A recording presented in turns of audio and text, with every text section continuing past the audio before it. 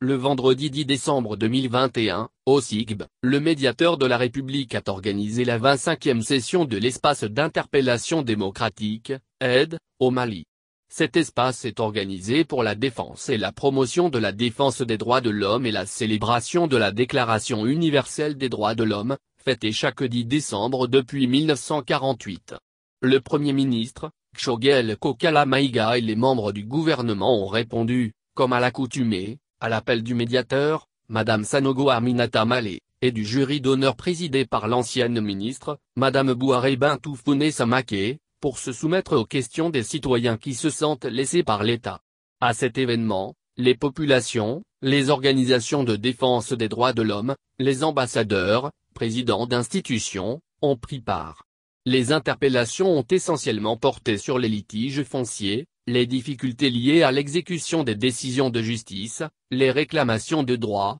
les demandes de régulation de situations administratives, les marchés publics et les contrats.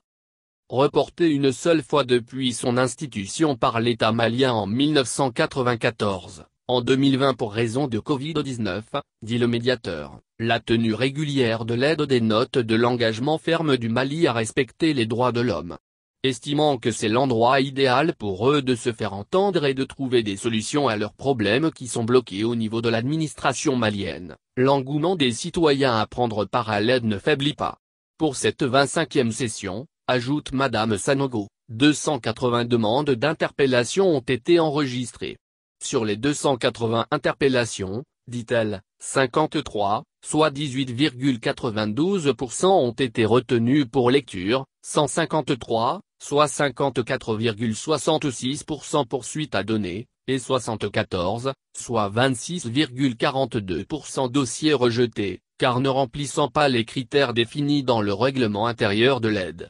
Sur les 280 demandes d'interpellation, 191 proviennent des régions, soit 68,22%, 88 du district de Bamako, soit 31,76% et 0,1 de la diaspora malienne, soit 0,02%. Et le taux de participation des femmes à l'aide, malgré les cris de cœur, reste faible. À peine, déplore Madame Sanogo Aminata Malé, 10%. Sans surprise encore, comme les précédentes sessions, les interpellations ont porté essentiellement sur les litiges fonciers, les difficultés liées à l'exécution des décisions de justice, les réclamations de droits, les demandes de régulation de situations administratives, les marchés publics et les contrats. Le médiateur de la République est un recours pour le citoyen, un conseil pour l'administration. Je voudrais attirer votre haute attention sur la nécessité pour l'administration de veiller au respect et à la vulgarisation des textes régissant les relations entre l'administration et les usagers des services publics, à savoir, la loi N-98-012/- du 19 janvier 1998 et le décret N-03580/- du 30 décembre 2003 fixant les modalités d'application. Le respect des textes éviterait aux administrations certains griefs et contentieux d'une part et conforterait à bien des égards, la confiance dans leur rapport avec les usagers d'autre part, a déclaré avec insistance Madame Sanogo Aminata Malé.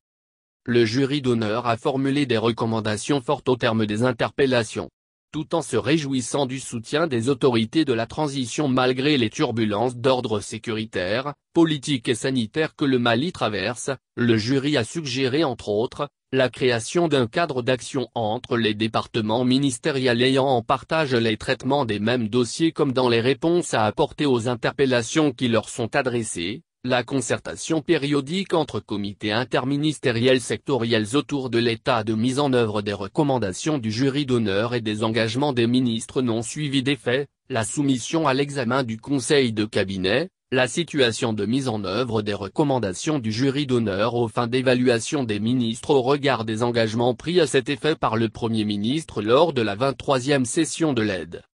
Le jury d'honneur a exhorté les femmes et leurs organisations à se saisir des opportunités offertes par la tribune de l'aide pour poser leurs problèmes en vue de faciliter la résolution. Le jury a demandé au médiateur de la République d'envisager la transcription des principaux textes de l'aide de même que la Déclaration universelle des droits de l'homme de 1948 dont les 13 langues reconnues comme langue nationale. Il a, En plus, exhorter le gouvernement à renforcer les efforts du médiateur de la République dans le cadre de cette politique. Le jury a engagé le médiateur à multiplier les initiatives en vue d'une représentation active des populations de Kidal, Taoudéni et Ménaka qui font partie du Mali lors des éditions futures. Il a demandé le retour de l'administration au nord pour faciliter la restauration de la sécurité et l'accès des populations aux services sociaux de base. Le jury a regretté que certains dossiers réapparaissent depuis plusieurs années sur la table de l'aide sans que des solutions ne leur soient apportées malgré les engagements pris officiellement par les autorités gouvernementales à certaines éditions. Il a demandé que les autorités soient à l'écoute des populations et que des préoccupations de celles-ci soient considérées comme des priorités. Il a recommandé le paiement des droits des prestataires qui ont leurs argents après service avec l'État, et se taira. Sur le plan des réformes institutionnelles, le jury a exhorté les autorités au respect des engagements pris au niveau international, régional et sous-régional, en harmonisant les conventions avec les instruments juridiques nationaux, recommandé la relecture de la loi sur le régime de la presse et délits de presse et l'aider à la mise en place d'une structure d'autorégulation des médias. Sur la justice, le jury a insisté auprès des autorités sur la nécessité de l'administration de prêter son concours à l'exécution des dites décisions. Procédant à la clôture des travaux, Choguel Kokala Maïga a rappelé que l'aide a pour objet d'informer les opinions publiques nationales et internationales sur l'état des droits de l'homme au Mali, de contribuer de manière active et pédagogique à la réalisation d'une culture démocratique nationale et d'impulser de façon significative la politique de promotion et de protection des droits et libertés des citoyens. Il s'est réjoui du traitement diligent réservé aux préoccupations des usagers des services publics et des justiciables maliens, lors de cet exercice démocratique annuel. Choguel Kokala Maïga n'a pas manqué de rappeler que le citoyen malien de plus en plus exigeant attend de l'administration qu'elle s'acquitte de ses missions avec efficacité, dans le respect des principes d'égalité, de légalité, de neutralité et d'impartialité. Malgré le contexte politique, institutionnel, économique, social et sécuritaire difficile que vit notre pays, promet Choguel, le gouvernement ne ménagera aucun effort pour continuer à soutenir l'aide. Dans ce sens, le chantier de la modernisation de notre appareil administratif et de notre système judiciaire se poursuivra, en particulier, à travers les assises nationales de la refondation,